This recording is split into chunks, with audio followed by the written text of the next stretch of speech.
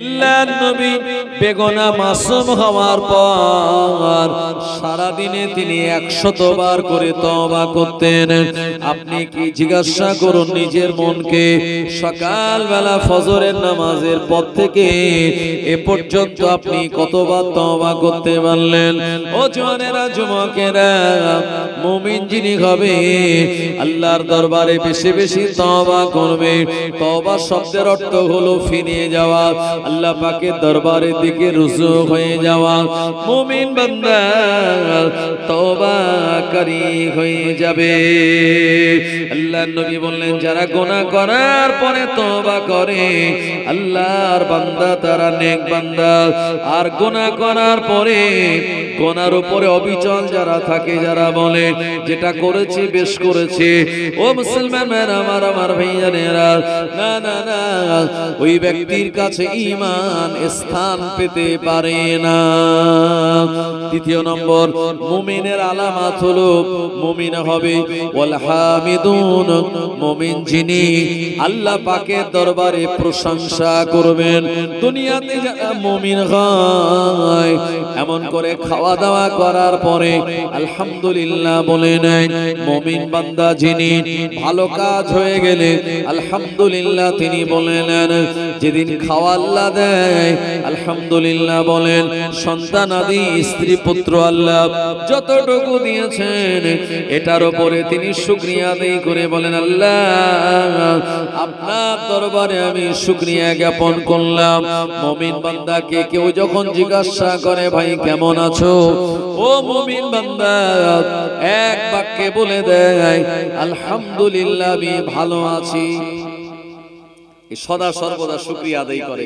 এজন্য আপনাকে কেউ যদি জিজ্ঞেস করে, ভাই কেমন আছেন, হয়তো আপনার শরীর খারাপ, আপনি বলবেন প্রথমবারে আলহামদুলিল্লাহ, আল্লাহ আমায় যে হালাতে রেখেছে শুকরিয়া। আল্লাহ রাজি আর খুশি হয়ে যাবে। আল্লাহ পাক কোরআনুল মাজিদে শুনিয়েছেন, লা ইন শাকারতুম লা আযীদান্নাকুম ওয়া লা ইন কাফারতুম ইন্না আযাবী লাশাদীদ। যারা নেয়ামতের শুকরিয়া আদায় করে আল্লাহ তাদের নেয়ামত বাড়িয়ে দেয়। ওয়া লা ইন কাফার নিয়ামত পাওয়ার পরে যারা না শুকরিয়া জ্ঞাপন করে আল্লাহ বললেন, ইন্না আযাবী লাশাদীদ, তাদের জন্য রয়েছে যন্ত্রণাদায়ক ভয়াবহ শাস্তি। এজন্য ঘুম হলো মরণের খালাতো ভাই। ঘুম যখন ভাঙবে আমরা আলহামদুলিল্লাহিল্লাযী আহইয়ানা বা'দা মা আমাতানা ওয়া ইলাইহিন নুশুর, এটা আপনি বলে নেবেন। এই দোয়া যদি আপনার মুখস্থ না থাকে অন্তত আপনি আলহামদুলিল্লাহ বলুন। আল্লাহ নবী জানিয়ে দিলেন, কেউ যখন আপনার কাছে দোয়া চাইবে আপনি ফি আমানিল্লাহ বলে বিদায় করে দিন। আপনাকে কেউ যখন উপকার করবে আপনি বলুন জাযাকাল্লাহু খায়রান। আপনার যখন হাঁচি হবে আপনি তখন বলুন আলহামদুলিল্লাহ। কারণ বৈজ্ঞানিকরা গবেষণা করে বলল, মানুষের একবার হাঁচি হলে আমাদের হার্ট থেকে 1000 জীবাণু বাইরে বেরিয়ে চলে যায়। হাঁচি হয় আল্লাহর পক্ষ থেকে। তাই আপনি বলুন আলহামদুলিল্লাহ। আপনার হাঁচির আওয়াজটা যে শুনবে ইয়ারহাকামুল্লাহ বলে তিনি জবাব দেবেন। আপনার যখন হাই উঠবে আপনি পড়ে নিন লা হাওলা ওয়ালা কুওয়াতা ইল্লা বিল্লাহ। প্রিয় নবী শুনিয়েছেন, হাই ওঠে শয়তানের পক্ষ থেকে। মানুষ যখন হাই তোলে তখন আমাদের এই গালটা বড় হয়ে যায়। এ সময় আমাদের চেহারা বিকৃত হয়ে যায়। নবী বললেন, তোমরা মুখের উপরে হাত দিয়ে হাই তুলবে। যারা হাই তোলার সময় মুখে হাত দেয় না শয়তান এটা দেখে হাসে। প্রিয় নবী শুনিয়েছেন, যখন তোমাদের কানে বিপদের সংবাদ আসবে, মরণের সংবাদ আসবে, তোমরা বলে নেবে ইন্না লিল্লাহি ওয়া ইন্না ইলাইহি রাজিউন। জোরে বলেন সুবহানাল্লাহ। ও নবীর উম্মতেরা, কেউ যখন আপনার সঙ্গে মুসাফা করবে আপনি বলবেন ইয়াগফিরুল্লাহু লানা ওয়া লাকুম। আমার ভাইজানেরা, বাড়ি থেকে কাজের সন্ধানে যখন বেরিয়ে যাবেন বিসমিল্লাহি তাওয়াক্কালতু আলাল্লাহ লা হাওলা ওয়ালা কুওয়াতা ইল্লা বিল্লাহ বলে নেবেন। আর আগামী দিনে ভবিষ্যতে কোন কাজ করার ইচ্ছা এরাদা করলে আমরা জবানে বলে নেব ইনশাআল্লাহ। ইনশাআল্লাহ আগামী বছর আমি উমরাতে যাব, ইনশাআল্লাহ আগামী বছর আমি এই কাজটা করব, আগামী এক সপ্তাহ পর ইনশাআল্লাহ একটু জামার বাড়ি যাব। এই আগামীর সঙ্গে যদি ইনশাআল্লাহ বলে নেন, আল্লাহ আপনার আমার উপরে রাজি হয়ে যাবে। যদি আপনি না বলেন তাহলে ওই কাজটা আপনার আমার জন্য কঠিন হয়ে যাবে। আর কোন কাজের আগে ইনশাআল্লাহ বললে আল্লাহ আমাদের জন্য কাজটাকে সহজ বানিয়ে দেবেন। জোরে বলেন। এজন্য নবী সুলাইমান আলাইহিস সালাম বলেন আমার 100 মরতে মুজাহিদ দরকার, কিন্তু তানার কাছে এত মুজাহিদ নেই। উনি বললেন আমি 100টা বিয়ে করব, 100 জন বিবির ঘরে যাব, আল্লাহ 100 জন ছেলে দেবে, আমি তাদেরকে মুজাহিদ বানাবো। কিন্তু দেখা গেল 100টা বিয়ে করলেন, 100টা বিবির কাছে গেলেন, সন্তান হলো মাত্র একটা, তাও আবার ল্যাংড়া খোঁড়া। সুলাইমান নবী বললেন আল্লাহ এটা কেন হলো, আমি তো আপনার নবী। আমার আল্লাহ বললেন ও নবী সুলাইমান, এই নিয়াত যেদিন তুমি করেছিলে ওই দিন জবানে তুমি ইনশাআল্লাহ বলো না। যদি বলতে ছেলে আমি আল্লাহ 100টা দিতাম।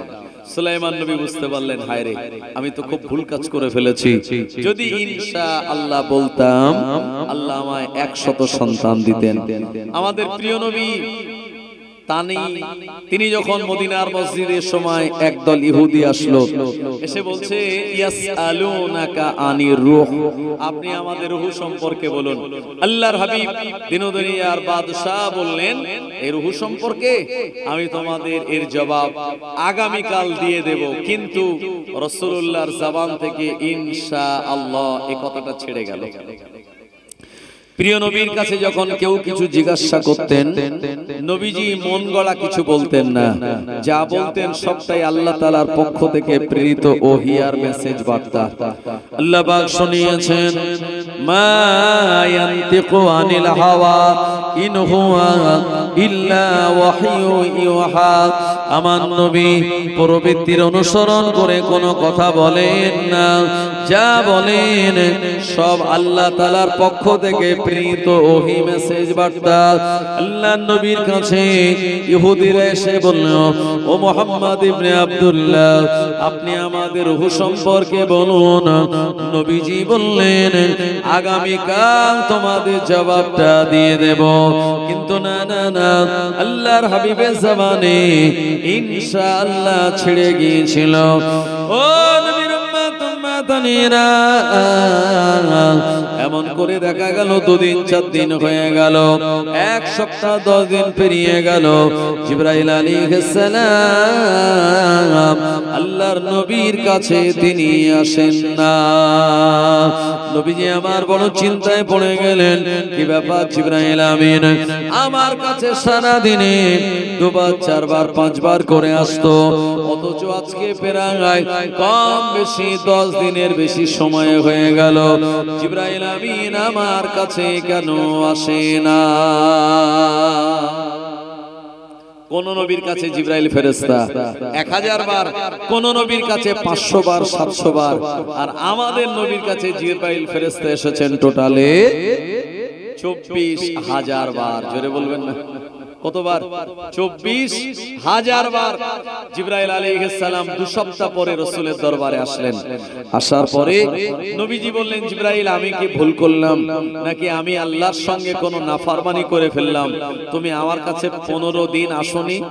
জিবরাইল আলাইহিস সালাম বললেন ইয়া রাসূলুল্লাহ হাবিবাল্লাহ, আপনাকে যেদিন ইহুদিরা জিজ্ঞাসা করেছিল আপনি রূহ সম্পর্কে বলুন, আপনি বলেছেন আমি তোমাদের আগামী কাল জবাবটা দিয়ে দেব, কিন্তু না না না, ওই আগামী কালের সঙ্গে আপনি ইনশাআল্লাহ বলেন নাই।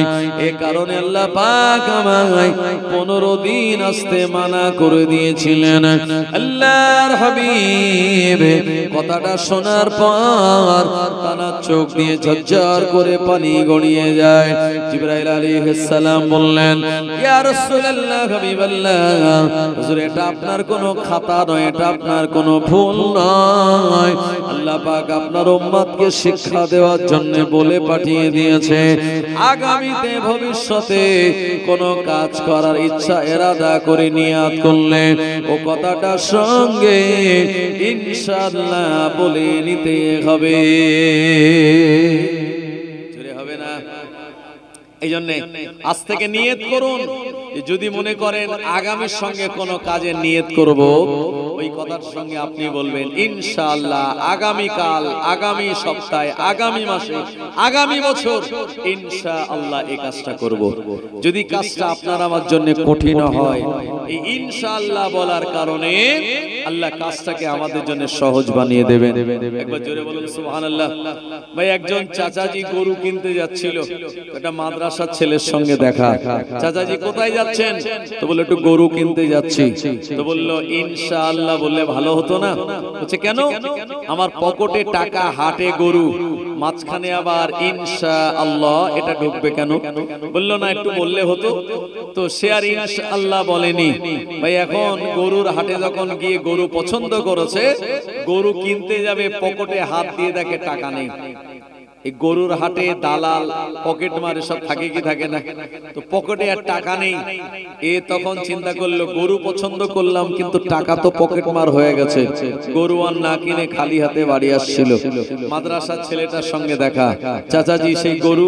বলছে আর বলো না, ইনশাআল্লাহ হাটে গিয়েছিলাম, ইনশাআল্লাহ গরু পছন্দ করেছিলাম, ইনশাআল্লাহ আমার পকেট মার হয়েছে, ইনশাআল্লাহ গরু কেনা হয়নি, ইনশাআল্লাহ খালি হাতে বাড়ি যাচ্ছি। তো ছেলেটা বলছে চাচা এতবার ইনশাআল্লাহ না বলে তখন যদি একবার বলতেন তো কাজ মিটতো। আসলে আমরা বিপদে না পড়লে সহজে আল্লাহর নাম নেই না। এতগুলো মানুষ রাস্তাঘাটে ঘুরে বেড়াচ্ছে, তার মানে তারা জানে এখন তো বিপদ আপদ নেই, সুতরাং মজলিসে বসার দরকার নাই। যখন ইয়া নবী সালামু আলাইকা হবে, আমরা একটু আগে যাব আর দোয়া করে তাবারক খেয়ে বাড়ি চলে আসব। ভাই যখন করোনা নামক একটা ভাইরাস এসেছিল, মসজিদে পুলিশ প্রশাসন যেতে মানা করতেছিল, তখন অনেকে মসজিদে গিয়ে নামাজ আদায় করে ইমামের সঙ্গে মুসাফা করছিল। ইমাম সাহেব বলছে বাপরে, এ তো পশ্চিম দিকে হোঁচট খেয়ে পড়ে না, আজকে 5 ওয়াক্ত মসজিদে আবার আমার সঙ্গে মুসাফা করছে, আবার ভিতরে নজরানা ব্যাপার কি? তো বলছে হুজুর আর বলবেন না, এই করোনায় যারা মরে যাচ্ছে তাদের গোসল না দিয়ে প্লাস্টিকে জড়িয়ে ভালো করে সেলুটেপ দিয়ে মেরে আর জেসিবি দিয়ে গর্ত খুঁড়ে পুঁতে দিচ্ছে। আপনি একটু দোয়া করুন আল্লাহ যেন এ রোগ না দেয়। ভাই আল্লাহ এই রোগ যে সময় দিয়েছিল মসজিদে জায়গা হতো না, রোগ যখন চলে গেল মসজিদে আর মুসল্লিদের খুঁজে পাওয়া যায় না। আসলে আমরা সেদিন নামাজে গিয়েছিলাম আল্লাহকে ভালোবেসে নয়, এই বিপদ থেকে বাঁচার জন্য। কথা ঠিক কিনা? আমার ভাইজানেরা, জওয়ানেরা, যুবকেরা, ও নবীর উম্মতেরা, আমি আপনাদের যে কথা শোনাচ্ছিলাম, মুমিন যে হবে, মুমিনের 1 নম্বর আলামত হলো আত-তাইবুন। মুমিন আল্লাহ পাকের দরবারে তওবা করবে। 2 নম্বর মুমিনের আলামত হলো ওয়াল হামিদুন। মুমিন আল্লাহর দরবারে প্রশংসা আদায় করবে। 3 নম্বরে মুমিনের আলামত হলো ওয়াল আবিদ। মুমিন আল্লাহর ইবাদত বান্দেগীর ভিতরে লিপ্ত থাকবে। 4 নম্বরে মুমিনের আলামত হলো as-সাইহুন। মুমিন রমজানুল মুবারক মাসে রোজাগুলি আদায় করবে। আল্লাহ পাক কোরআনুল মাজিদে শুনিয়ে দিলেন, ইয়া আইয়ুহাল্লাযীনা আমানু কুতিবা আলাইকুমুস সিয়াম কামা কুতিবা আলাল্লাযীনা মিন ক্বাবলিকুম লাআল্লাকুম তাত্তাকুন। তাত্তাকুন। এ বিশ্বাসী ইমানদারেরা, আমি আল্লাহ তোমাদের উপরে রোজাকে ফরজ করলাম, কামা কুতিবা আলাল্লাযিনা মিন ক্বাবলিকুম, যেমন ফরজ করা হয়েছিল তোমাদের পূর্ববর্তী নবীর উম্মতদের উপরে, লাআল্লাকুম তাত্তাকুন, যেটা তুমি বোঝো তাহলে তোমরা মুত্তাকি হতে পারবে। ও জওয়ানেরা, যুবকেরা, নবীর উম্মতেরা, মুমিন যিনি রমজানুল মুবারক মাসের চাঁদে রোজাগুলি আদায় করবে, আল্লাহ পাক কোরআন মাজিদের সূরা তওবাতে শুনিয়ে দিলেন মুমিনের 5 নম্বর আলামত হলো ওয়াররাকিউন, মুমিন আল্লাহর দরবারে রুকু করবে। মুমিনের 6 নম্বর আলামত হলো ওয়াসাজিদুন, আল্লাহ পাকের দরবারে মুমিন সিজদা দেবে। আল্লাহর কোন বান্দা যখন মসজিদে গিয়ে সিজদা দেয়, আমার আল্লাহ এ সময় ফেরেশতাদের বলেন, মালাইকা ইরফা হিজাব বাইনি ওয়া বাইনিকা আবদি, এ আমার ফেরেশতারা, আমার বান্দা এবং আমি আল্লাহ, আমার মাঝখানে সব পর্দাগুলি তুলে দাও। বান্দা আমাকে সিজদা দিয়েছে। আমরা যখন আল্লাহকে সিজদা দেই, আমাদের সিজদাটা মসজিদের মুসাল্লার উপরে নয়, নামাজ পাটির উপরে নয়, মসজিদের মার্বেলের উপরে নয়, আমাদের সিজদাটা কোথায় পড়ে জানেন? আল্লাহ নবী শুনিয়ে দিলেন, আসসাজিদু ইয়াসজুদু আলা কদমাইহির রহমান, বান্দা বান্দির সিজদাটা আল্লাহ পাকের কুদরতি পায়ের উপরে পড়ে যায়। আরো জোরে বলেন সুবহানাল্লাহ। ও জওয়ানেরা, যুবকেরা, নবীর উম্মতেরা, এমন করে মুমিন যিনি হবেন, মুমিনের 7 নম্বর আলামত হলো ওয়াল আমিরুনা বিল মারুফ, ভালো কাজের আদেশ দেবেন। মুমিনের 8 নম্বর আলামত হলো ওয়ান নাহুনা আনিল মুনকার, খারাপ কাজ থেকে মানুষকে বিরত রাখবেন, খারাপ কাজগুলি করা থেকে মানুষকে নিষেধ করবেন। মুমিনের 9 নম্বর আলামত হলো ওয়াল হাফিজুনা লিহুদুদিল্লাহ, আল্লাহ পাকের আইনগুলিকে সংরক্ষণ করবেন। মুমিন যিনি আল্লাহ পাকের গন্ডি দেওয়া, আল্লাহ পাকের ব্যারিকেড দেওয়া এই আইনের বাইরে সে যাবে না। আল্লাহ বললেন, এই 9টি কাজ যাদের ভিতরে পাওয়া যাবে, অবাশশিরিল মুমিনিন, আমি আল্লাহ সংবাদ দিয়ে বললাম তারাই তো প্রকৃতপক্ষে মুমিন। জোরে বলুন। কোরআন শরীফে 114টি সূরা আছে, তাই না বাবু? এই 114টি সূরার ভিতরে 86টা সূরা হলো মাক্কিয়া, মানে মক্কা শরীফে অবতীর্ণ হয়েছে 86টা সূরা, আর 28টা সূরা মদিনা শরীফে অবতীর্ণ হয়েছে। তো এই মক্কা এবং মদিনায় যে সূরাগুলি নাজিল হয়েছিল, মক্কার সূরাগুলির ক্যাটাগরি একরকম, আর মদিনায় নাজিল হওয়া সূরাগুলির ক্যাটাগরি আর এক রকমের। মক্কা শরীফে যে সূরাগুলি নাজিল হয়েছে, এই সূরাগুলি আল্লাহ যখন শুরু করেছেন তিনি বলেছেন ইয়া আইয়ুহান নাস, মানে হে মানব সম্প্রদায়। আর মদিনাতে যে 28টি সূরা নাজিল হয়েছে, মদিনাতে ওই সূরার আলামত হলো আল্লাহ বলেছেন ইয়া আইয়ুহাল্লাযীনা আমানু, হে বিশ্বাসী ইমানদারেরা, এই কথা বলে আল্লাহ পাক তিনি সম্বোধন করেছেন। দ্বিতীয় নম্বর পার্থক্য হলো মক্কার জমিনে যে সূরাগুলি নাজিল হয়েছে আমার ভাইজানেরা, এই সূরাগুলির ভিতরে জাহান্নামের বর্ণনা, এই সূরাগুলির ভিতরে কিয়ামতের বর্ণনা, এই সূরাগুলির ভিতরে হিসাব দিতে হবে আল্লাহর দরবারে তার বর্ণনা। আর মদিনা শরীফে যে সূরাগুলি অবতীর্ণ হয়েছে, এই মদিনা শরীফের সূরাগুলির ভিতরে আল্লাহ পাক জান্নাতের কথা বলেছেন এবং জান্নাতের নিয়ামতের সুসংবাদ দিয়েছেন। মক্কার সূরা আর মদিনা শরীফের সূরা 3 নম্বর পার্থক্য হলো মক্কায় যে সূরাগুলি অবতীর্ণ হয়েছে, এই সূরাগুলির ভিতরে আল্লাহ মানুষদেরকে চরিত্র গঠন করার কথা বলেছেন এবং পূর্ববর্তী নবী আলাইহিস সালাতু সালামদের জীবনের ঘটনাগুলি তিনি তুলে ধরে কুফারে কুরাইশদেরকে মেন রাস্তায় আনতে চেয়েছেন। আর মদিনা শরীফে যে সূরাগুলি অবতীর্ণ হয়েছে এই সূরাগুলির ভিতরে মহান আল্লাহ রাব্বুল আলামিন তিনি চরিত্র গঠন করার কথা বলেছেন, সমাজ ব্যবস্থা সুন্দরভাবে পরিচালনা করার কথা বলেছেন, মানুষের ভিতরে নিয়মাবর্তিতা, মানুষের ভিতরে সৃজনশীলতা, এসব ব্যাপারে তিনি কথা বলেছেন। এই জন্য মক্কা শরীফের এই যে ৮৬টা সূরা আর মদিনাতে ২৮টি সূরা যেগুলি অবতীর্ণ হয়েছে তার ভিতরে একটা বিস্তর ফারাক আছে। মুসলমান ভাইরা আমার, জওয়ানেরা, যুবকেরা, এই জন্য এই মুমিন যারা হবে তাদের ব্যাপারে আল্লাহ এই ৯টি আলামত শুনিয়েছেন।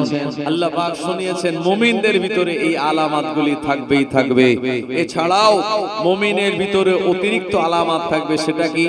আল্লাহ পাক শুনিয়ে দিলেন, ইন্নামাল মুমিনুনা আল্লাযীনা ইযা যুকিরাল্লাহু ওয়াজিলাত কুলুবুহুম ওয়া ইযা তুলিয়াত আলাইহিম আয়াতুহু যাদাতুহু ঈমানা ওয়া আলা রাব্বিহিম ইয়াতাওয়াক্কালুন। মুমিন যিনি হবেন, মুমিনের আলামাতগুলির ভিতরে অন্যতম আলামত আল্লাহ শুনিয়ে দিলেন, ইন্নামাল মুমিনুন, যারা নিশ্চিত মুমিন হবে, ইন্নামাল মুমিনুন আল্লাযীনা ইযা যুকিরাল্লাহু ওয়াজিলাত কুলুবুহুম, মুমিনের সামনে আল্লাহ পাকের জিকির যখন করা হবে তখন তাদের অন্তরটা ভীত সন্ত্রস্ত হয়ে যাবে। আর দ্বিতীয় নম্বরে, ওয়া ইযা তুলিয়াত আলাইহিম আয়াতুহু, আর কোরআন মাজিদের আয়াতগুলি যখন নাযিল করা হবে, যাদাতুহু ঈমানা, তখন তাদের ঈমানগুলি বেড়ে যাবে। আর মুমিন তৃতীয় নম্বরে, আর ওয়া আলা রাব্বিহিম ইয়াতাওয়াক্কালুন, এই দুনিয়ার জমিনে অন্য কারোর উপরে ভরসা করবে না, মহান আল্লাহ রাব্বুল আলামিনের উপরে ভরসা করবেন। আর মুমিন যখন আল্লাহর উপরে ভরসা করেন, আমার আল্লাহ গায়েবী ভাবে সব রকম সাহায্য তাকে করেন। জোরে বলেন সুবহানাল্লাহ। ওদিকে বলেছি ৯টা আর এদিকে হলো কটা? ৩টে। এই টোটাল ১২টি হলো মুমিনের আলামত। এই আলামতগুলি যদি আমাদের ভিতরে থাকে তবে আমরা মুমিন। আল্লাহ পাক কোরআন মাজিদে স্পষ্ট ঘোষণা করেছেন, ইয়া আইয়ুহাল্লাযীনা আমানুত্তাকুল্লাহা হাক্কা তুকাতিহি ওয়া লা তামুতুন্না ইল্লা ওয়া আনতুম মুসলিমুন। আল্লাহ বলেন, হে বিশ্বাসী ইমানদারেরা, ইত্তাকুল্লাহ, তোমরা আল্লাহকে ভয় করো, ওয়ালা তামুতুন্না, আর তোমরা মারা যেও না, ইল্লা ওয়া আনতুম মুসলিমুন, যতক্ষণ পর্যন্ত তোমরা প্রকৃত মুসলমান মুমিন হতে না পারবে।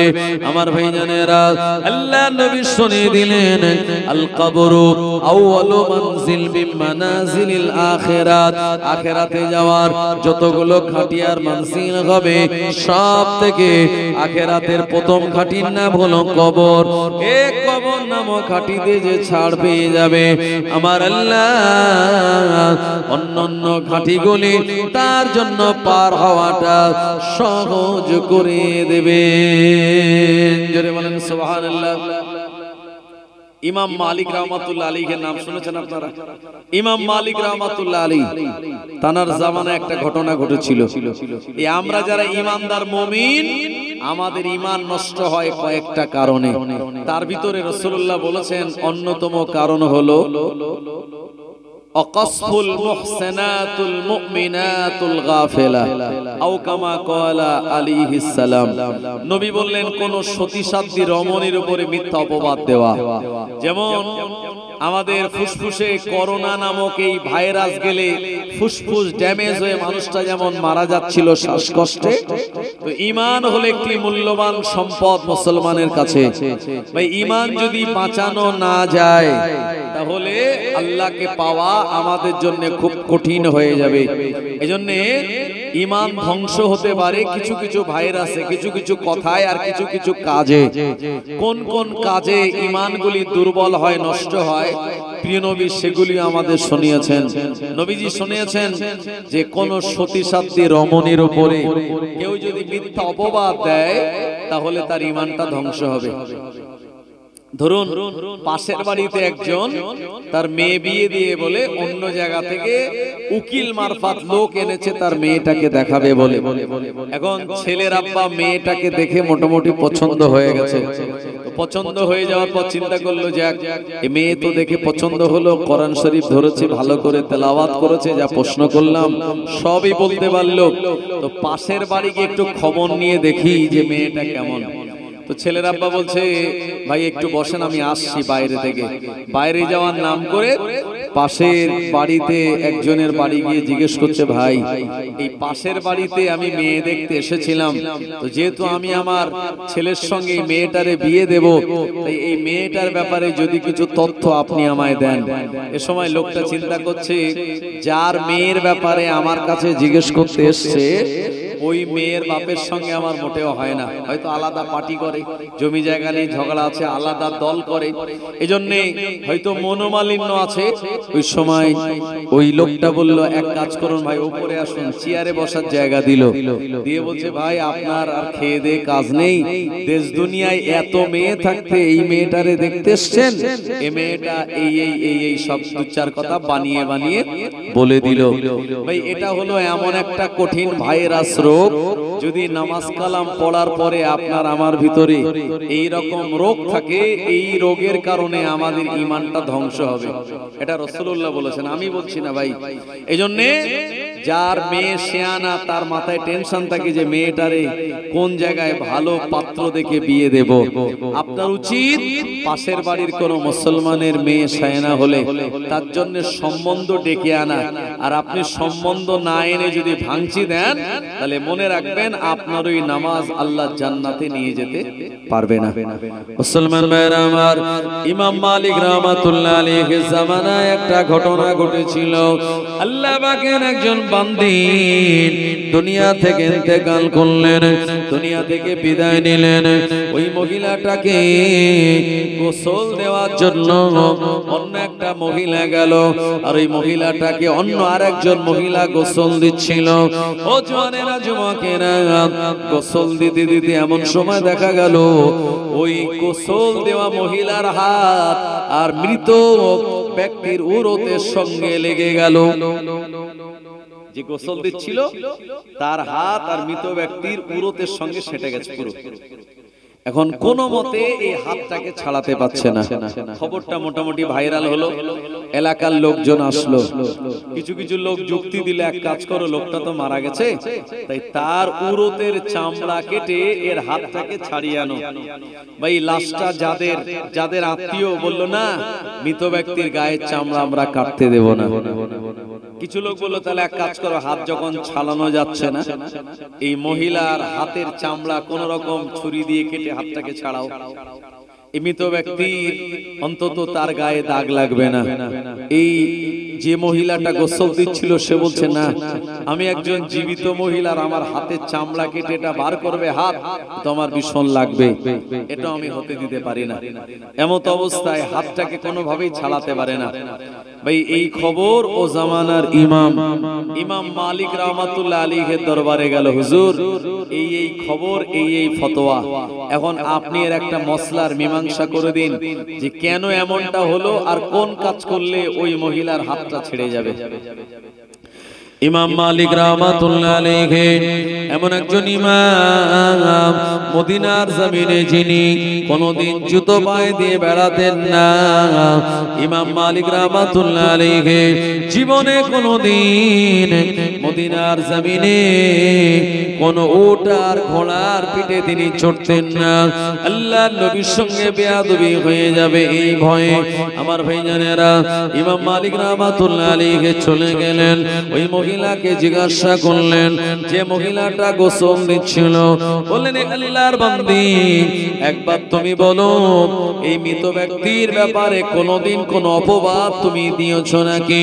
ওই মহিলাটা যে গোসল দিচ্ছিল সে মনে করে বলল, আমি এমন কোন অপবাদ দিই না, তবে একদিন বিকেল বেলা আমি আমার ঘরের দরওয়াজায় দাঁড়িয়েছিলাম, এমন সময় এই মহিলাটা এক কলসি পানি নিয়ে আমার বাড়ির সামনে দিয়ে চলে যাচ্ছিল।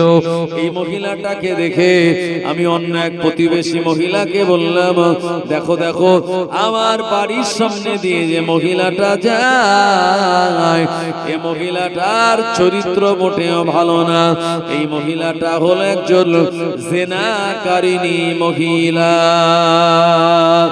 ও ইমাম মালিক রাহমাতুল্লাহ আলাইহি এই কথাটা আমি এমনি এমনি বলেছিলাম, আমার কাছে অথেন্টিক কোনো পুরস্কার ছিল না। ইমাম মালিক বলছেন এত বড় কথা তুমি বলেছো কোনো প্রমাণ ছাড়াই।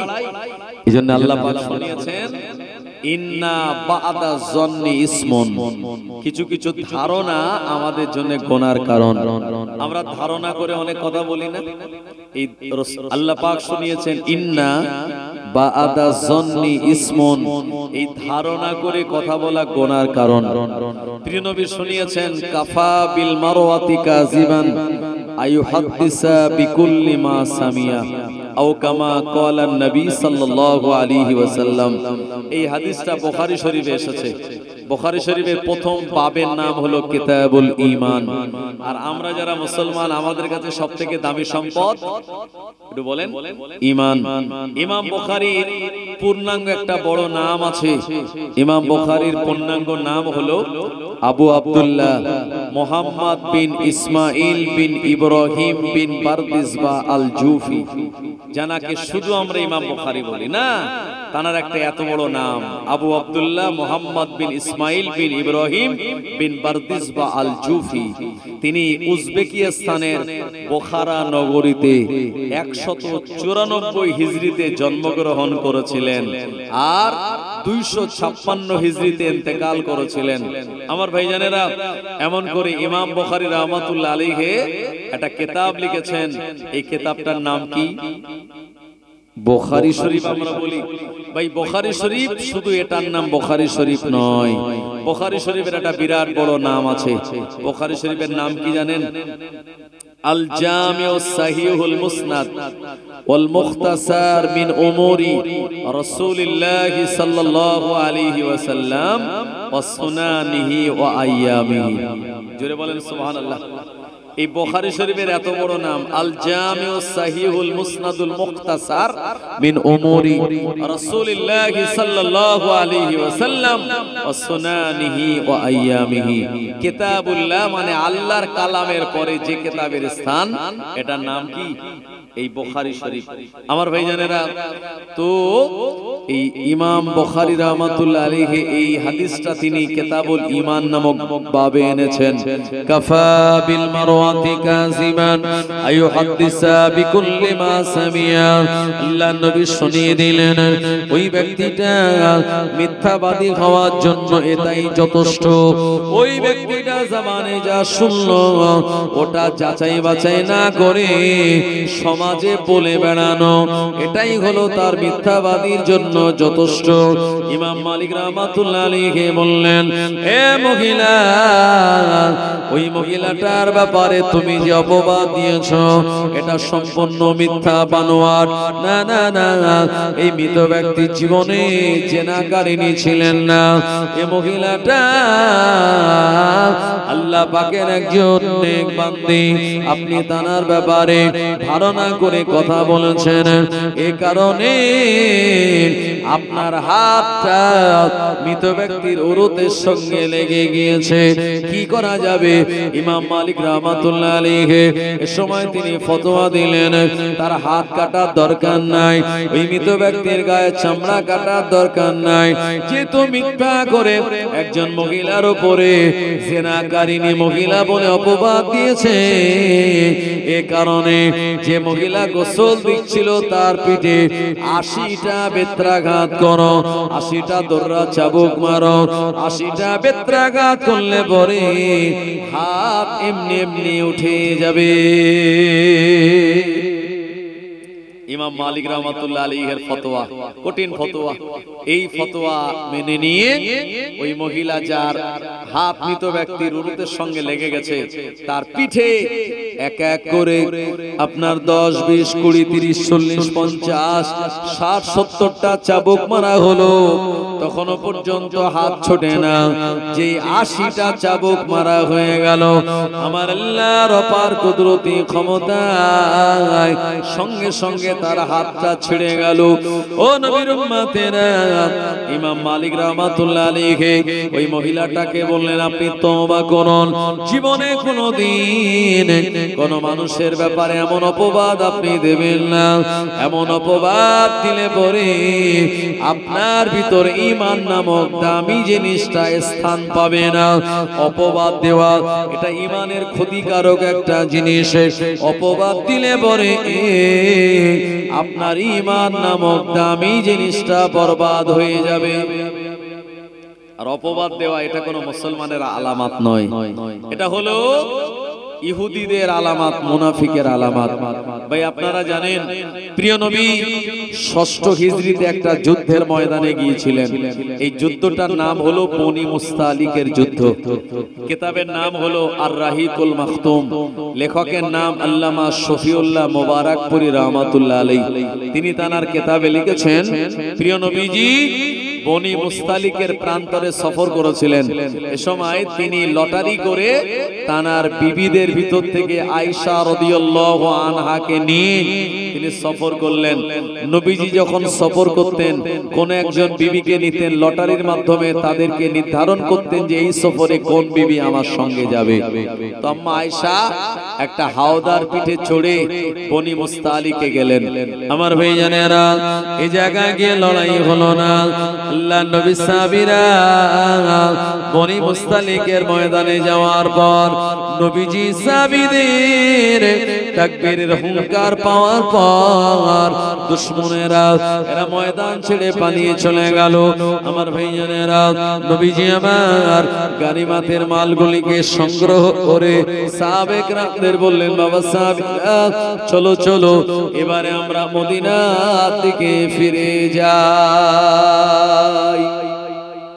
আল্লাহ নবী সাহাবীরা রাসূলুল্লাহর সঙ্গে মদিনা শরীফের দিকে রওনা হয়েছে বনি মুস্তালিক থেকে। এখন রাস্তা চলতে চলতে যখন রাত হলো, নবীজি বললেন এখানেই তাবু গাড়ো, ফাঁকা একটা ময়দান, এখানে আমরা এশার নামাজ কালাম পড়ে খাওয়া দাওয়া করে তারপরে আবার আমরা রওনা হব। এখন রাতের বেলা ওখানে থাকবেন। প্রিয় নবীকে কয়েকজন সাহাবে কেরামগণেরা বললেন, নবীজি বললেন ঠিক আছে, তাহলে রাতের বেলা এশার নামাজ কালাম পড়ে খাওয়া দাওয়া করে এখানে বিশ্রাম নিয়ে আগামীকাল সকালবেলা ইনশাআল্লাহ আমরা ওই মদিনার দিকে রওনা হব। মুসলমান ভাইরা আমার, আমি আপনাদের যে কথা বলতে বলতে ছেড়ে এসেছি একটু মনে করিয়ে দেই। নবীজি কি ইহুদিরা প্রশ্ন করেছিল রুহুটা কেমন? নবীজি ইনশাআল্লাহ বলেননি বলে 15 দিন ওহী আসতে আল্লাহ মানা করে দিয়েছিলেন। ওহী যখন আসলো কোরআনুল মাজিদের 15 পারা সূরা বানী ইসরাঈলে তার আয়াতটা আজও জ্বলজ্বল করছে। জিবরাইল আলাইহিস সালাম নবীকে শুনিয়েছিলেন, ইয়াসআলুনাকা আনির রূহ কুলির রূহ মিন আমরি রাব্বি ওয়া মা উতীতুম মিনাল ইলমি ইল্লা কলিলা। ও নবী আপনি বলে দিন, যারা রূহ সম্পর্কে জিজ্ঞাসা করেছে আপনি তাদের বলুন রূহটা আল্লাহ পাকের হুকুম ছাড়া অন্য কিছু নয়। ইহুদিরা বললে ব্যাপারে আমরা তো বুঝতে পারলাম না। ও নবীর উম্মতেরা, আল্লাহ পাক কোরআনুল মাজিদের আয়াত দিয়ে বললেন, ওমা উতীতুম মিনাল ইলমি ইল্লা কলিলা। আমি আল্লাহ মানুষকে জ্ঞান দিয়েছি অল্প সামান্য পরিমাণের, এমন অল্প সামান্য পরিমাণ জ্ঞান নিয়ে রূহের ব্যাপারে তারা বুঝবে না। আমি খুব অল্প জ্ঞান দিয়েছি মানুষকে, এই অল্প জ্ঞান নিয়ে তারা রূহের ব্যাপারে বুঝতে পারবে না। আমার ভাইজানেরা, এই জন্য মানুষ যখন মারা যায় আমরা চারিদিকে বসে থাকি, আর কখন তার মাঝখান দিয়ে আজরাইল আলাইহিস সালাম আসেন আর জানটা কবজ করে নেয়। আজ পর্যন্ত আমরা কেউ দেখেছি যে রূহটা এরকম দেখতে চলে গেল? আমি কথা বলছি, আপনারা দেখছেন, আমি হাত পা নাড়ছি, আপনারাও দেখতে পাচ্ছেন, অনুধাবন করতে পাচ্ছেন। একটাই কারণে, আমাদের শরীরের মধ্যে রূহ আছে। তাই রূহ যেদিন চলে যাবে আমরা সবাই লাশ হয়ে যাব। মনে রাখুন, এই রূহের কিন্তু কোনো মৃত্যু নেই। ছিল আলামে আরওয়াতে, এখন আছি বর্তমানে আলামে দুনিয়াতে। এখান থেকে চলে যাব আলামে বারজাখে, কবরের জগতে। ওখান থেকে রূহটা চলে যাবে আলামে আখিরাতে। এই রূহের কোনো মৃত্যু নেই। আমাদের বডি নষ্ট হবে, আল্লাহ রূহ দিয়ে আবার আমাদের এই বডিটাকে তিনি বানাবেন। মুসলমান ভাইরা আমার, তো আম্মা আয়েশা রাদিয়াল্লাহু আনহার সঙ্গে নবীজির খুব অল্প বয়সে বিয়ে হয়েছিল। আম্মা আয়েশার বয়সটা অল্প ছিল, আপনারা জানেন। এ সময় তিনি একটা হাওদার ভিতরে, মানে উটের উপরে একটা হাওদা ফিট করা ছিল। ভাই আগেকার যুগে যারা পর্দা করত, আমি নিজে চোখে দেখেছি যে একটা ভ্যানের উপরে দুদিকে কলা গাছ দেয়া হতো, আর কঞ্চি কেটে বাঁকিয়ে ইউ আকৃতির করে শাড়ি দিয়ে ঘিরে দিয়ে ভালো করে ঢেকে ঢুকিয়ে আগেকার যুগে দাদা দাদি নানা নানিরা যেত। ভাই আমার নিজেরও মনে আছে, আমি যখন ছোটবেলায় আমার নানির বাড়ি গিয়েছি, এরকম ওই দুই দিকে কলা গাছ আর মাঝখানে এরকম একটা ছই গাড়ি তৈরি করা, আর তার ভিতর আমার মায়ের সঙ্গে আমি এরভাবে নানির বাড়ি গিয়েছি। আমার খুব মনে পড়ে, তো রাস্তা দিয়ে যখন যেতাম অনেকে বলতো, দেখ মুরগির ডোব যাচ্ছে। কি বলতো? দেখ মুরগির ডোব যাচ্ছে। তো আগেকার মহিলারা তারা এরকম পর্দা করতো ভাই।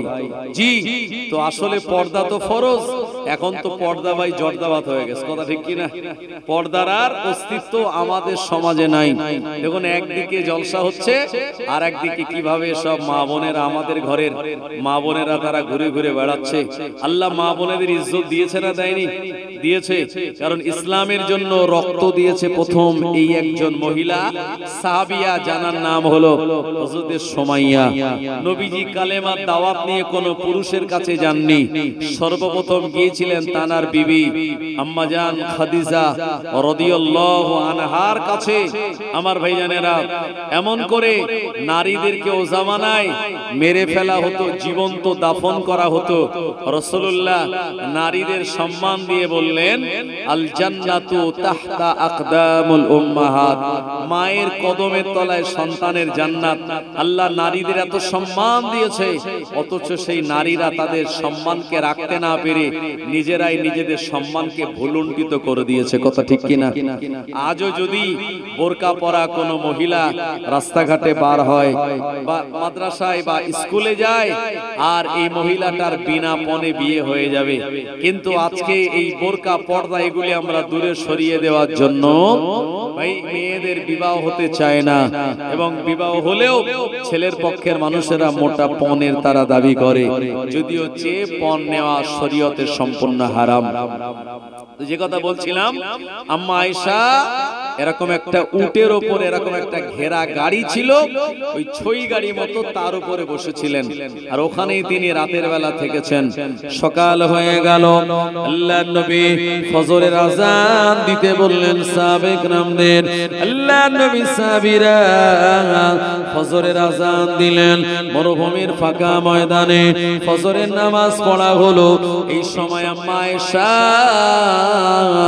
রাদিয়াল্লাহু আনহা প্রাকৃতিক প্রয়োজন পূরণের জন্য, ইস্তেঞ্জা করার জন্য তিনি উটের হাওদা থেকে নেমে দূরে একটা জায়গার দিকে রওনা দিলেন, যেখানে আড়ালে আবডালে গাছপালা রয়েছে।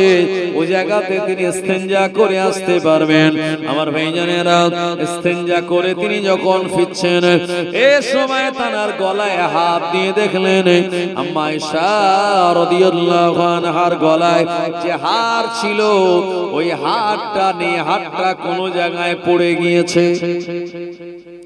এই হারটা আসলে আম্মা আয়েশার নয়, এই হারটা ছিল আবু বকর সিদ্দিকের আর একটা মেয়ে ছিল, যার নাম হযরত আসমা রাদিয়াল্লাহু আনহা।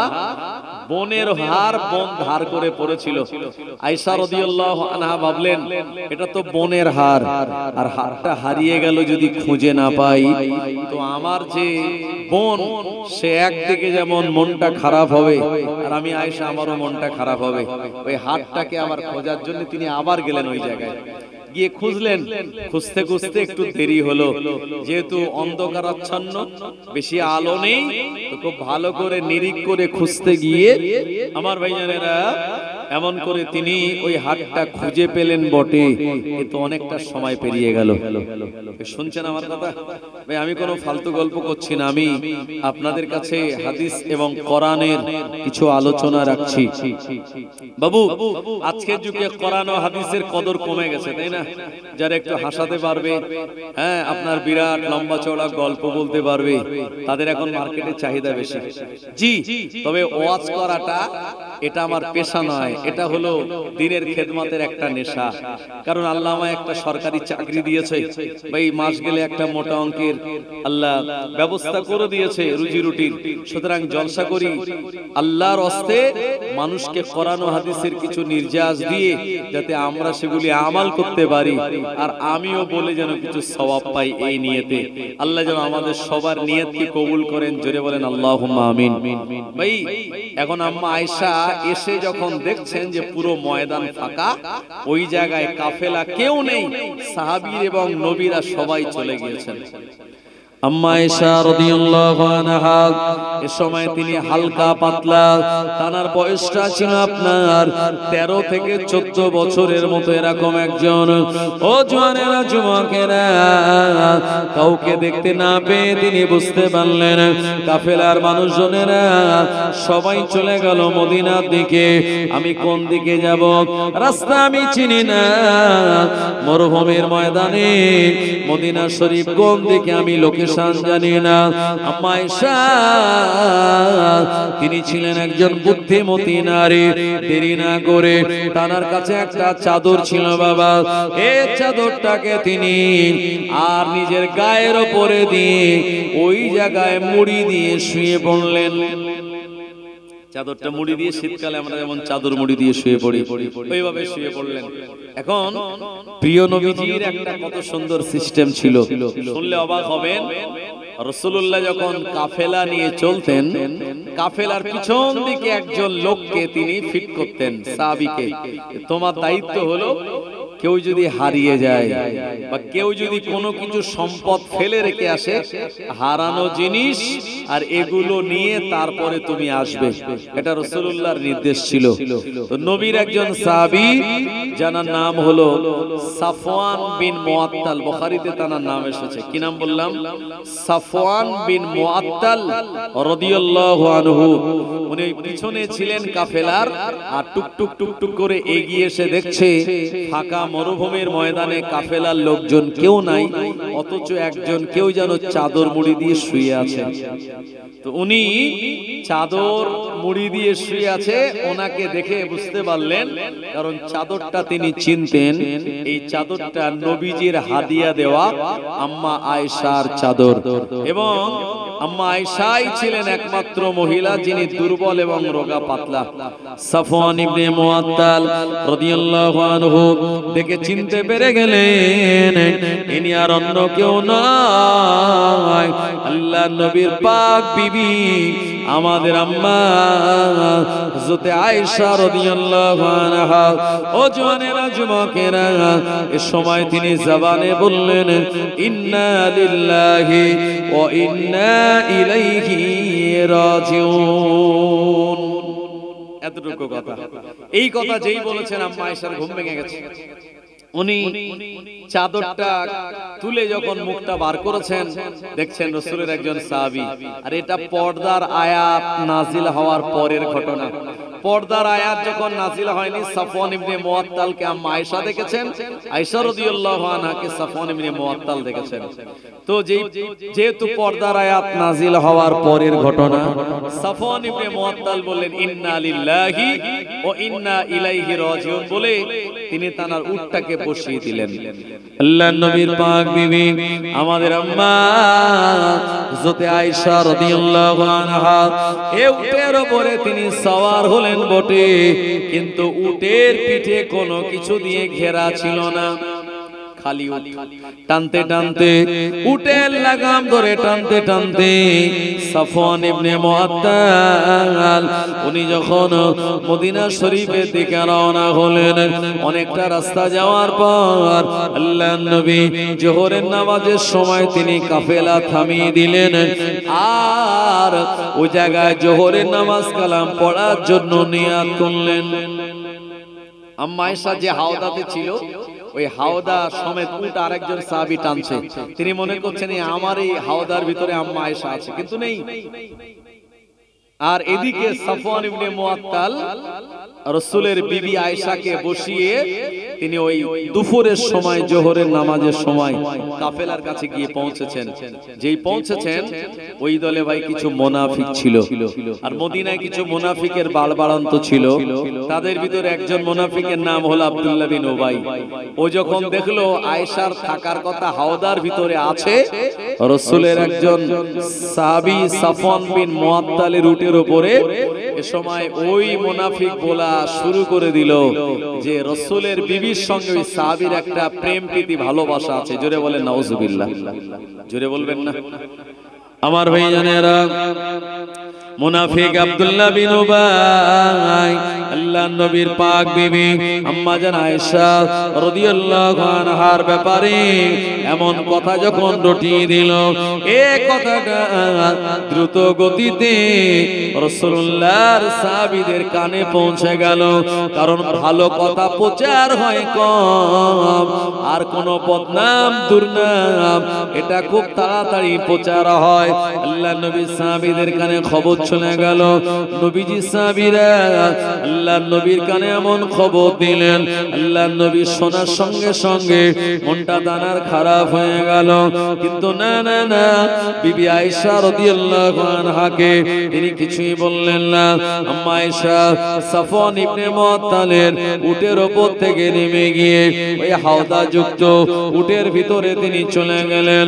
ও জওয়ানেরা, যুবকেরা, আল্লাহর হাবিবের কানে আলোচনাটা যখন চলে গেল, অন্যান্য সাহাবীরা বললেন ইয়া রাসূলুল্লাহ, হাবিবাল্লাহ, না না না, আপনার বিবি আয়েশাকে আপনি তালাক দিয়ে দিন, তার সঙ্গে ঘর সংসার করবেন না, আমরা আপনার সাহাবী, আপনাকে যুক্তি দেই। আল্লাহর নবী বলেন আমার সাহাবীরা, আল্লাহ তাআলার পক্ষ থেকে কোনো ফয়সালা না আসা পর্যন্ত আমি এ ব্যাপারে নিজে সিদ্ধান্ত নেব না। আল্লাহর নবীর পাক বিবি আম্মা আয়েশা তিনি জানেন না তানার ব্যাপারে এমন দুর্গন্ধযুক্ত আর অপবাদ বিভিন্ন এলাকাতে ছড়িয়ে গিয়েছে। ও জওয়ানেরা, যুবকেরা, আম্মা আয়েশা মদিনাতুল মুনাওয়ারায় তিনি চলে গেলেন। আম্মা আয়েশা রাদিয়াল্লাহু আনহা মদিনা শরীফে যাওয়ার পর তার শরীরে জ্বর চলে আসলো। আল্লাহর হাবিবের ঘরে তিনি অবস্থান করেন। আমার নবী আয়েশা রাদিয়াল্লাহু আনহাকে কোনো ছোট বড় কথা শোনায়নি, কোনো গালমন্দ করা তো দূরের কথা, আম্মা আয়েশার দিকে আমার নবী গরম নজরেও তাকায় নাই। আমাদের এই সমাজে যদি কোনো পুরুষ এমন কথা শুনে যাদের স্ত্রীর এই ব্যাপার, হয়তো কথাটা মিথ্যা, তারপরেও স্ত্রীর সঙ্গে ভালো আচরণ করবে জি। অথচ নবীজি আয়েশা বলছেন আমার কাছে সংবাদ তখনও আসেনি, রাসূল এই সংবাদ জানার পরেও আমার সঙ্গে গরম নজরে কথা বলেননি, এবং আমি যখন জ্বরে আক্রান্ত রাসূলুল্লাহ আমাকে খোঁজ খবর নিতেন, আয়েশা জ্বর এখন কেমন, শরীরের টেম্পারেচারটা কেমন, আয়েশা তুমি কেমন আছো।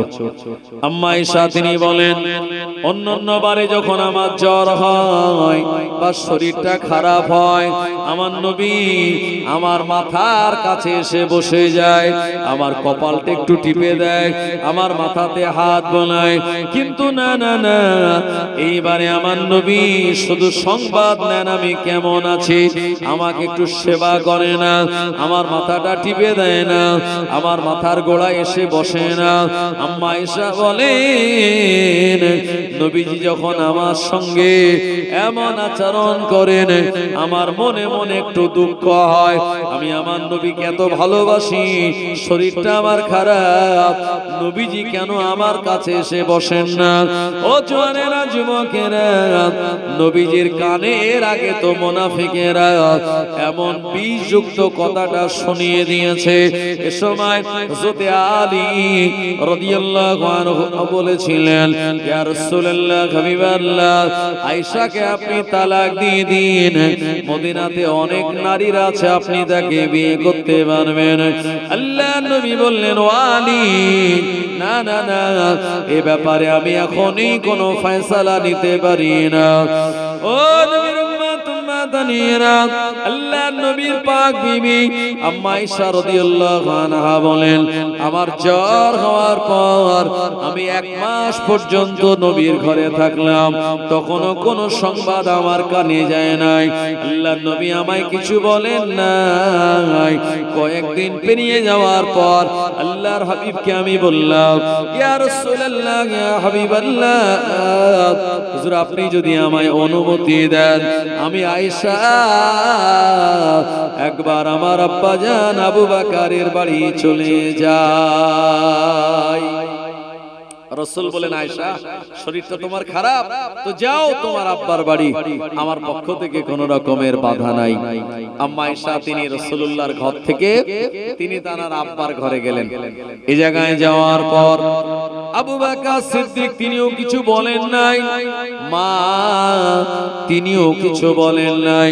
আয়েশার শরীরটা খারাপ, আব্বা মা তানাকে সেবা করে, আপনার শুশ্রূষা করে বিভিন্ন রকমের, আর তাকে ট্রিটমেন্ট করেন। এমন সময় আম্মা আয়েশা বলেন, একদিন আমি আর আমার আব্বাজানের ঘর থেকে রাতের বেলা ইস্তেঞ্জা করার জন্য উম্মে মিস্তা নামক একজন মহিলার সঙ্গে আমি বাইরে বেরিয়েছিলাম রাতের বেলা। এর সময় উম্মে মিস্তা তার ওই শাড়িটা, মানে কাপড়টা তার পায়ের তলায় চলে গেল, আর সামনের দিকে হোঁচট খেয়ে পড়ে গেল। তো শাড়ি বা লুঙ্গি যদি পায়ের তলায় চলে যায়, হোঁচট খাবো কি খাবো না?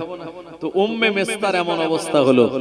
উম্মে মিস্তার সঙ্গে সঙ্গে নিজের ছেলেকে গালমন্দ করে বলল, তোর উপরে ধ্বংস, তোর উপরে অভিশাপ, তোর উপরে লানাত। আল্লাহর নবীর বিবি আয়েশা বললেন, উম্মে মিস্তা, তুমি তোমার নিজের বেটাকে এমন খারাপ কথা কেন বললে? তাকে তার জন্য এমন অপবাদ তুমি কেন দিলে? এর সময় উম্মে মিস্তা বললেন, ও বুবু আয়েশা, আপনার অপবাদ দেওয়ার সঙ্গেও আমার বেটাও মিস্তা জড়িত। যেই বলেছেন এই কথা, আয়েশা রাদিয়াল্লাহু আনহা বলছেন, আরে তুমি বলছো কি? অপবাদ? কিসের অপবাদ? বলছে, আয়েশা তুমি কি জানো না? বলছে, না আমি তো কিছুই জানি না। বলল, তুমি বনি মুস্তালিকের ময়দান থেকে ফেরার সময় তোমার হাওদা থেকে নেমে অন্য একজন সাহাবীর উটের উপরে সওয়ার হয়েছিলে। এই গোটা মদিনার আকাশ বাতাসে প্রচার হয়ে গেছে যে ওই সাহাবীর সঙ্গে তোমার প্রেম, ভালোবাসার, মহাব্বত এই প্রচার হয়েছে, তুমি কি জানো না? আম্মা আয়েশা রাদিয়াল্লাহু আনহা বলেন, এই কথাটা আমি প্রথম শুনলাম, এর আগে আমার কথাটা কানে আসে নাই। এই কথাটা শোনার পর আম্মা আয়েশা ও জায়গায় দাঁড়িয়ে থাকতে পারলেন না, জমিনের উপরে তিনি বসে পড়লেন আর ঝরঝর করে কাঁদতে লাগলেন। আম্মা আয়েশা বলেন, এ উম্মে মিস্তা, কি কথা কথা তুমি আমায় শোনাও। না না না, এমন কথা তো আমার নবী বলে নাই, আর এমন কথাটাও আমি শুনে নাই। যে কথা তুমি আমায় শুনিয়েছো, আমার মনে হয় এখনই আমি কলিজা ফেটে মারা যাব। উম্মে মিস্তা রাদিয়াল্লাহু আনহা আর আয়েশা রাদিয়াল্লাহু আনহাকে নিয়ে প্রাকৃতিক প্রয়োজন পূরণ করে আর আপন ঘরের দিকে রওনা হয়ে গেল। আয়েশা রাদিয়াল্লাহু আনহা কাঁদতে কাঁদতে ঘরে গেলেন। আবু বকর বললেন, মা তোমার চোখে পানি কেন? আব্বা জান, আমার ব্যাপারে এরকম একটা অপবাদ রটে গিয়েছে, আপনি তো আমায় কিছু বলেন নাই। হযরত আবু বকর সিদ্দিক রাদিয়াল্লাহু আনহু বললেন, ও আমার মেয়ে আয়েশা, আমি তোমার আব্বা, আমি জানি তুমি আমার কেমন মেয়ে। না না না, এমন কাজ জীবনে তুমি করতে পারো না, যেহেতু আমি তোমায় কোলে পিঠে করে মানুষ করেছি, তাই এরকম একটা মিথ্যা কথা আমি তোমায় শুনিয়ে তোমায় কষ্ট দিতে চাই না। আর মায়ের কাছে গিয়ে বললেন, মা আমার বিরুদ্ধে এমন অপবাদ রটে গিয়েছে, ওই তো কথাটা আপনি আমায় শোনালেন না। মা বললেন, বেটি তুই আমার পেটের ভিতরে ছিলিস, তুই কেমন মেয়ে আমি মা ভালো করে জানি। আমি কেমন করে মিথ্যা একটা কথা তোর কানে তুলে দেব? আয়েশা, না না না, এমন কথা আমরা তো বলতে পারবো না। আম্মা আয়েশা রাদিয়াল্লাহু আনহা ঝরঝর করে কাঁদেন, আর কাঁদতে কাঁদতে চোখের পানিতে তানার বালিশটা ভিজে যায়। আমার ভাইজানেরা, আয়েশা রাদিয়াল্লাহু আনহা বলেন, আমার জ্বর তখনও ভালো হয় নাই, আর এমন ঘটনা শোনার পর আমার জ্বর আরো বেশি বেড়ে গেল, আমার শরীরের টেম্পারেচার আরো অনেক বেশি বেড়ে গেল। রাতের বেলা ঘুমাই না, আর কোনো কিছু খেতে মন চায় না। এভাবে কেঁদে কেঁদে আম্মা আয়েশার শরীরটা দুর্বল হয়ে গেল। আম্মা আয়েশা বলেন, এ সময় আমি আমার আল্লাহকে একটা কথা বলবো, যে কথাটা নবী ইয়াকুব আলাইহিস সালাম বলেছিলেন। নবী ইয়াকুব আলাইহিস সালামের বেটারা আর আপন তানার ছেলে এমন করে ইউসুফ আলাইহিস সালামকে নিল, আর আব্বাকে বলল, আব্বা একবার আপনার বেটা ইউসুফকে আমাদের সঙ্গে দিন, একটু ময়দানে বকরি চরানোর জন্য নিয়ে যাব। ইয়াকুব নবীর আপন ছেলেরা নিজের ছোট ভাইটাকে ময়দানে নিয়ে মারধর করে আর তার গায়ের জামাটা খুলে নিয়ে আর বকরি যাবে করে বকরি রক্ত মাখিয়ে আব্বার কাছে আসলো, আর অপরদিকে ইউসুফকে কুয়ার মধ্যে ফেলে দিল।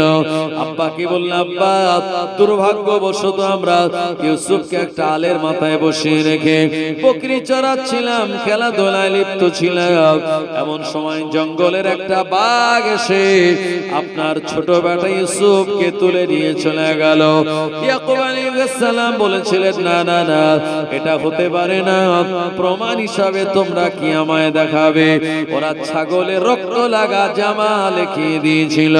ইয়াকুব আলাইহিস সালাম এ বেটা ইউসুফের জামার ঘ্রাণ নিয়ে তিনি বলেছিলেন, না না না, এটা আমার বেটা ইউসুফের রক্ত নয়, আর বাঘে যদি নিয়ে যায় জামা শুদ্ধ নিয়ে যাবে, জামাটা কেমন করে খুলবে?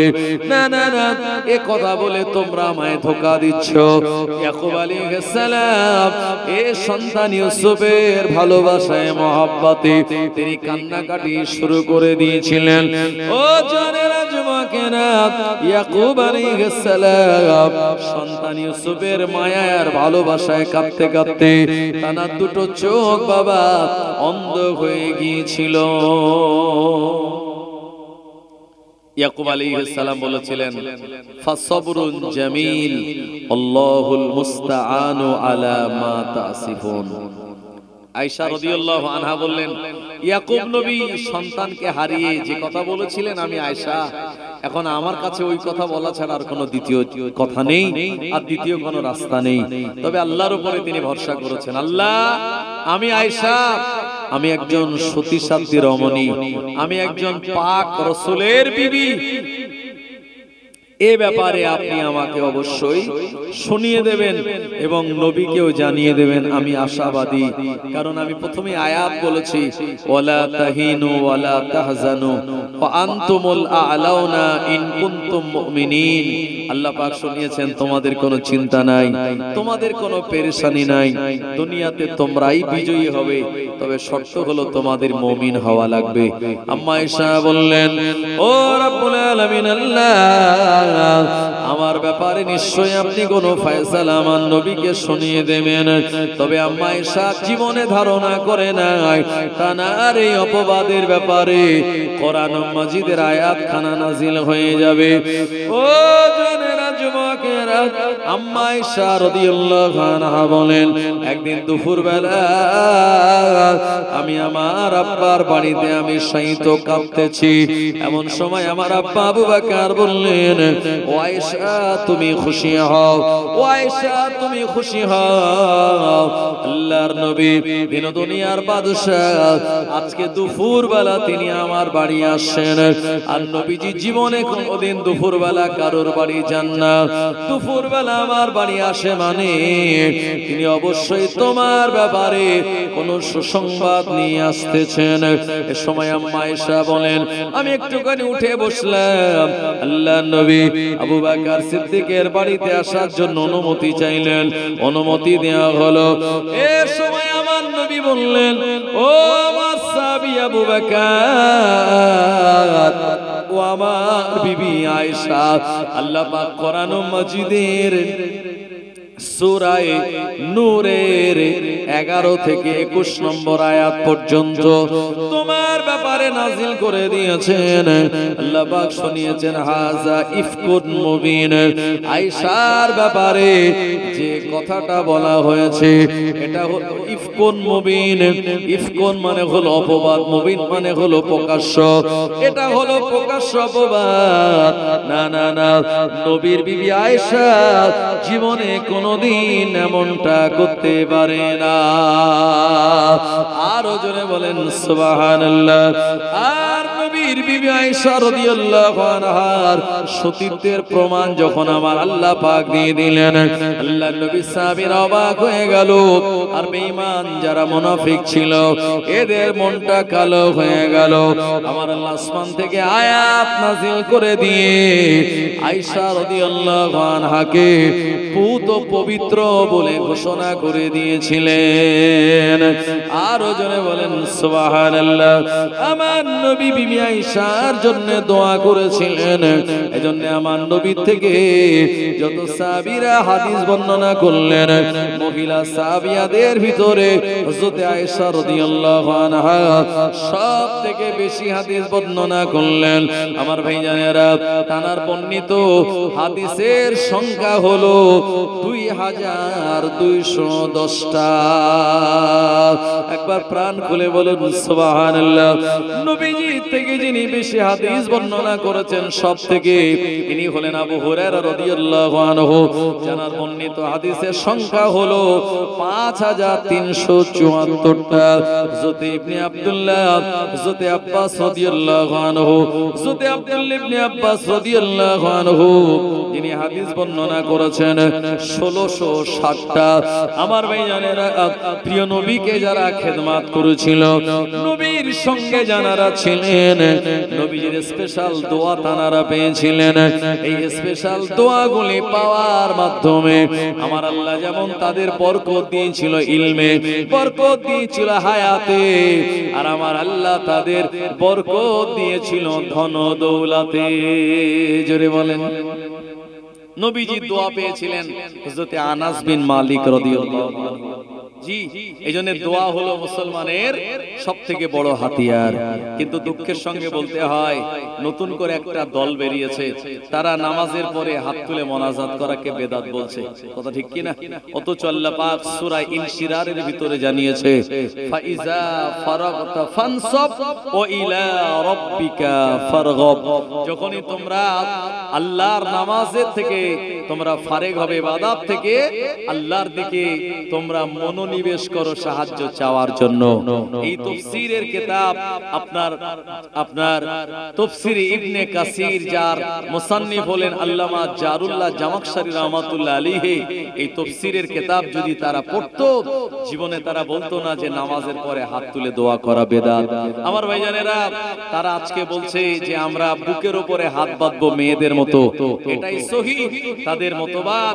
আমি শুনতেছিলাম ইউটিউবে, তারা বলছে যে এতদিন আমরা শুনে এসেছি আবু জেহেল বেঈমান, আবু জেহেল কাফের, আবু জেহেল নবী দুশমন।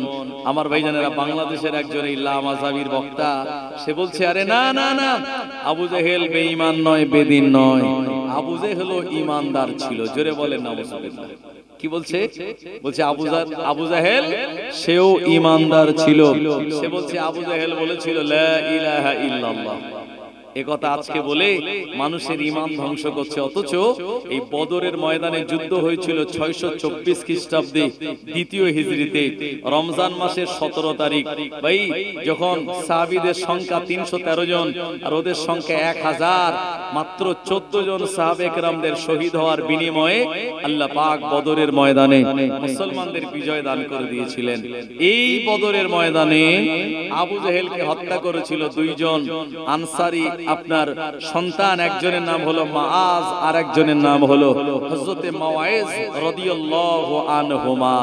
আমার ভাইজানেরা, তো আব্দুল্লাহ ইবনে মাসউদ রাদিয়াল্লাহু আনহু বলেন, আমি দূর থেকে দেখতেছিলাম যে দুইজন ছেলে তার উপরে এলো পাতাড়ি তরবারি মেরে আবু জেহেলকে ধরাশায়ী করে দিয়েছে। আব্দুর রহমান ইবনে আউফ রাদিয়াল্লাহু আনহু বলেন, আমি দৃশ্য দেখে অবাক হলাম। আব্দুল্লাহ বিন মাসউদ বলেন, যখন দেখেছি আবু জেহেল জমিনে পড়ে গেছে, আমি দৌড়ে গিয়ে এই আবু জেহেলের বুকের উপরে পা তুলে দিলাম, দিয়ে বলছে আবু জেহেল, আজকে বদরের ময়দানে আল্লাহ পাক ঈমানদার মুসলমানদের বিজয় দিয়েছে। এবং আরো কিছু কথা বললেন। এই সময় আবু জেহেল বলে, আব্দুল্লাহ ইবনে মাসউদ তার পাগুলো ছোট ছোট ছিল। মদিনার তিনি বকরির রাখাল ছিলেন। বলেন, এই আব্দুল্লাহ ইবনে মাসউদ, আরে তুমি বকরির রাখাল হয়ে আমার মতো একজন বীর পালোয়ানের বুকের উপরে পা তুলে দিয়েছো। আব্দুল্লাহ ইবনে মাসউদ বলছেন, হে আবু জাহেল, সারা জীবন নবীকে কষ্ট দিয়েছিস, সাহাবে কেরামদের কষ্ট দিয়েছিস। আবু জাহেল বলছে, আব্দুল্লাহ ইবনে মাসউদ, আজকে বল কোন দল, কারা জিতে গিয়েছে? আব্দুল্লাহ ইবনে মাসউদ আবু জাহেলের বুকের উপরে পা রেখে বলেছিল, আজকে আল্লাহ আর আল্লাহ রাসূলের বিজয় হয়ে গিয়েছে। জোরে বলেন সুবহানাল্লাহ। আবু জেহেলের বড় বড় দাড়ি ছিল, দাড়ি ধরে আব্দুল্লাহ ইবনে মাসউদ বলেন, আমি ছুরি চালালাম তার গলায়, তার গর্দান কেটে তার দাড়ি ধরে প্রিয় নবীর কাছে আমি দিয়ে বললাম, হুজুর, এই সেই আবু জাহেল যে আপনাকে মক্কার জমিনে কত কষ্ট দিয়েছে, আপনার মারার জন্য গর্ত খুঁড়ে রেখেছিল, আপনার উপরে কত আঘাত করেছে, এই সেই আবু জাহেল। নবীজি বললেন, সব নবীর আমলে এক একজন মানে খোদাদ্রোহী লোক ছিল। ইব্রাহিম নবীর আমলে নমরুদ, আর মুসা নবীর আমলে ফেরাউন, আর আমি নবী মুহাম্মদ সাল্লাল্লাহু আলাইহি সাল্লাম, আমার আমলের ফেরাউন হলো এই আবু জাহেল। নবীজি নিজে বলেছেন। আর আজকে বর্তমানে ইউটিউবে তারা বলছে আবু জাহেল মুসলমান ছিল। জোরে বলেন নাউজুবিল্লাহ। এরা হলো ঈমান চোর। আমি প্রথমেই বলেছি, মুসলমানদের সবথেকে দামি জিনিস হলো ঈমান। তাই যদি কারোর উপরে অপবাদ দেয়া হয়, ঈমান থাকতে পারে না। দ্বিতীয় নম্বর, যে কথা বললে আপনার ঈমান চলে যাবে, এই কথাটা আমরা সমাজে বলি। কথাটা কি জানেন? আমরা অনেকে বলি নানান রকম সমস্যা হচ্ছে, বা এই যে জলসা হচ্ছে, মেলা ঘাটে ছেলে মেয়ে ঘোরাঘুরি করছে, আপনি বলবেন, আর আমি যে জলসায় বলবো বলেও হবে না। কথা ঠিক কিনা? ফালতু বলা মানে টাইম নষ্ট। যারা আসার জলসায় তারা এসে গিয়েছে, আর যারা আসবে না ওদের পায়ে ধরলেও আসবে না ওরা। আমার ভাইজানেরা, এখন এই যে আমি যে কথা আপনাদেরকে শোনাচ্ছিলাম, আমার ভাইজানেরা, এই দুনিয়ার জমিনে প্রকৃতপক্ষে এমন একটা কথা সমাজে চলে, সেটা কি? যে জমানা খারাপ। বলেন অনেকে, যেখানে ঝগড়া হচ্ছে, ঝামেলা হচ্ছে, দ্বন্দ্ব হচ্ছে, মারপিট হচ্ছে,